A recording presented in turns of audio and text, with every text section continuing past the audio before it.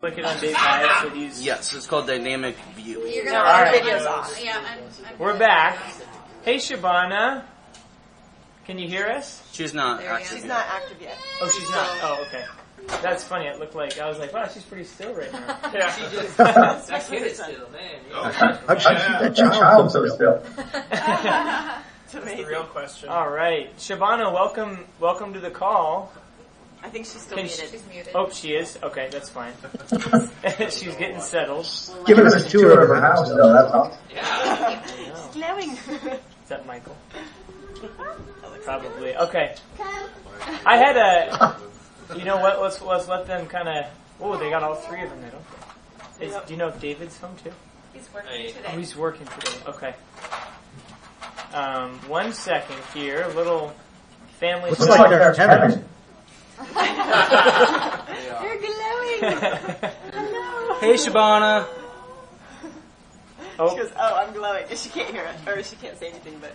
there we go. That's Do we wanna, better. like, people Okay. do some Q&A Let's stuff while they figure themselves out? yeah, let's go ahead and let Shabana unmute herself for just a second. Can you hear us, Shabana? Can you give us a thumbs up? Thumbs up if you can hear us. Oh, And yeah. she goes. Okay. All right. Well, We'll just keep going. We'll keep going.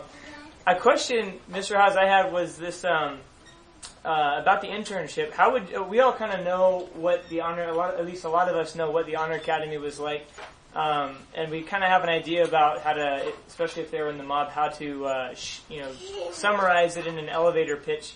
What would you say is like? This is a lot shorter of a program at Bethany International, and how would we talk about it to a high school grad or something like that? Right.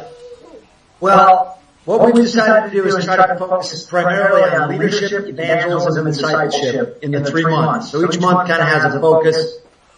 Basic foundational level leadership. Think Dr. Clinton, the making of a leader. 1 month of discipleship, and then evangelism is a little more highly focused on. We live in, Bloomington's a suburb of Minneapolis, so we have a lot of outreach opportunities. The interns go on outreach once a week. Their outreaches are either like the Somali community or to street ministry or to a center where they're working with after school with kids. Kind of big brothers, big sisters. Okay, hang on one We'll all go do together to try to put all that stuff into practice. And our hope is, my hope is to try to mobilize as many of them as possible toward mission. Not necessarily that they would all become missionaries, but they would have a missional heart and missional mind and understand the world needs to be reached. Our mission at Bethany International is to take the church to where it's not. The whole strategy is to figure out how to get people engaged in the process. Let's take the church to where it's not. Let's see the light, see the return of Christ. Cool. Oh, that's great. Bethany had a question. So I'm not a great extrovert. I don't do well on starting new conversations with people. And we have a very similar environment as you guys. We have a huge Somali community. We also have, huge gay and lesbian rights things. It's just a very interesting part of the world. And I was just curious if your program only attracts people who tend to be extroverted evangelists, or how do you counsel the introverted ones? We were interested to see kind of who we were going to attract in our first class. We've got a number of introverts in our first class, which is great. I think one of the dangers in the church, and I think we fell into it a little bit at Teen Mania, is the promotion of the charismatic, outspoken person. And there's a lot of strength that comes from the introvert. Oftentimes they're thinking things through at a different level. Not that they think deeper than extroverts, but extroverts say a lot of things and only about half of them deep.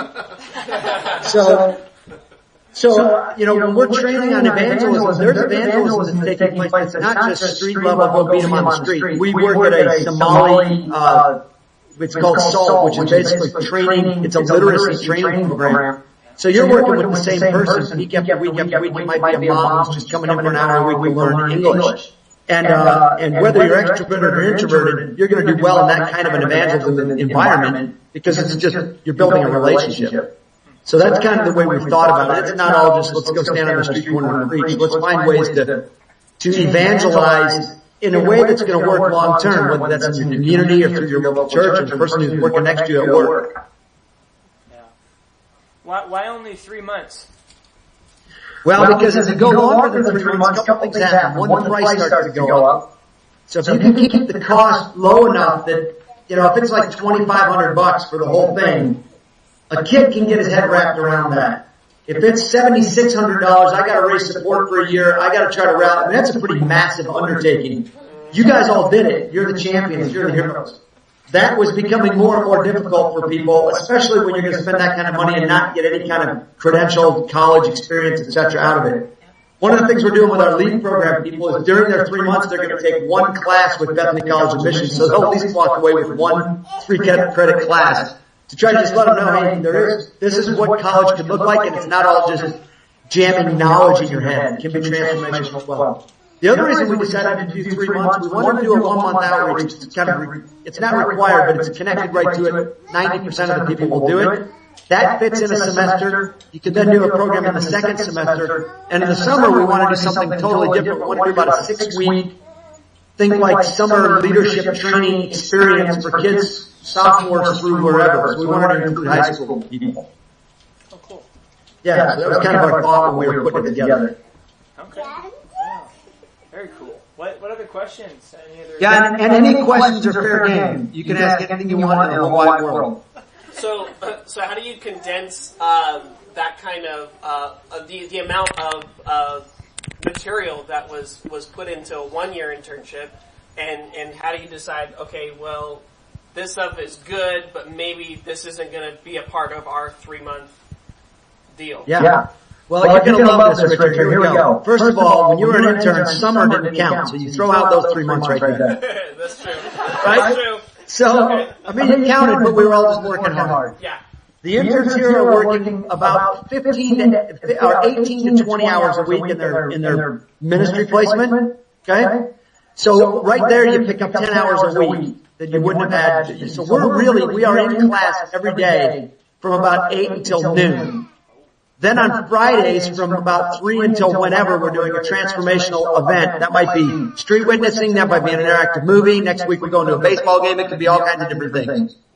Then there's still transformational weekend activities. We have an event coming up called The Forge, which is a highly interactive, highly physical, think like Survivor meets Amazing Race meets Ultimate Survivor Alaska. We're training in determination, teamwork, and it probably sounds similar to something you've heard before. Because benefits coming up. So we're still doing events like that, but because we have this big campus, it's great, it's a very well established campus. We're also in Minnesota, so there's campgrounds and stuff around we can jump to, and we're in an urban environment, so we can jump out and go do ministry super easy because we're right there.